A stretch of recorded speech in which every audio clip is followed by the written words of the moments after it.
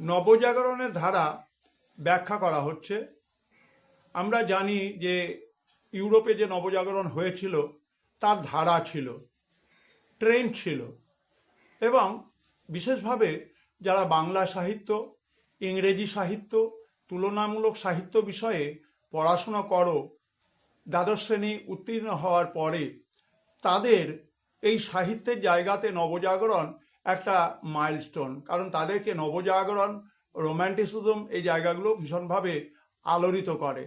এবং তাদের জন্যই বিশেষভাবে আমি নবজাগরণকে in the light of history, ইতিহাসের আলোয় ইউটিউব চ্যানেলে অনেক বেশি প্রাধান্য দিয়ে তোমাদের জন্য নবজাগরণ কেন্দ্রিক যে সমস্ত কন্টেন্টগুলো আছে সেগুলো নিয়ে বিস্তারিত এবং ছোট ভিডিও তৈরি করে দিয়েছি। আমরা দেখতে পাবো যে নবজাগরণের দুটো ধারা ছিল। একটি ধারা হচ্ছে প্রাচীন পুঁথিপত্র, পাণ্ডুলিপি, জ্ঞানবিজ্ঞান এবং দর্শন চর্চার পুনরুজ্জীবনের মাধ্যমে নবজাগরণ।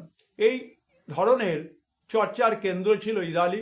ইতালিকে ঘিরে আধুনিক নবজাগরণের পরিবেশ তৈরি হয়েছিল এবং প্রাচীন ল্যাটিন, গ্রিক, রোমান এগুলো চর্চা এবং তার প্রসার, এগুলোকেই আমরা নবজাগরণ বা পুনর্জাগরণ বা আমরা বলতে পারি রিজেনারেশন বলতে পারি।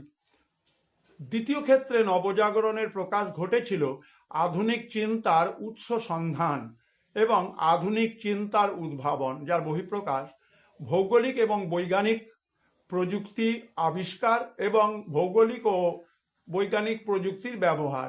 আমরা অ্যাস্ট্রোলেব, ম্যারিনার্স কম্পাস, পেন্ডুলাম, আমরা টেলিস্কোপ এগুলোর কথা জানি, কম্পাসের কথা জানি, এবং এগুলো আবিষ্কার এবং তার প্রয়োগের ফলে ভৌগোলিক আবিষ্কার হয়েছিল। এবং আধুনিক নবজাগরণের শেষ যে পর্ব, সেখানে আমরা প্রিন্টিং টেকনোলজি অ্যান্ড প্রিন্টিং রেভলিউশনের কথা জানি, এবং এগুলো নবজাগরণের ফলে সম্ভব হয়েছিল। আমরা নবজাগরণের দুটো ট্রেন্ড বা দুটি ভিন্ন খাতে বয়ে যাওয়া ধারা এবং তার ফলে নবজাগরণ যেভাবে সমৃদ্ধ হয়েছিল, গোটা ইতালি সীমানা ছাড়িয়ে বিভিন্ন দেশে ভৌগোলিক অভিযানের মাধ্যমে পরিব্যাপ্ত হয়েছিল এবং তার ফল আমরা ভোগ করতে পেরেছি।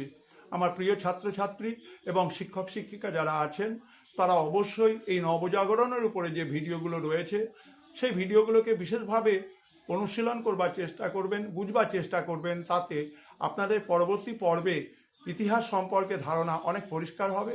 সবাই ভালো থাকবেন, সুস্থ থাকবেন।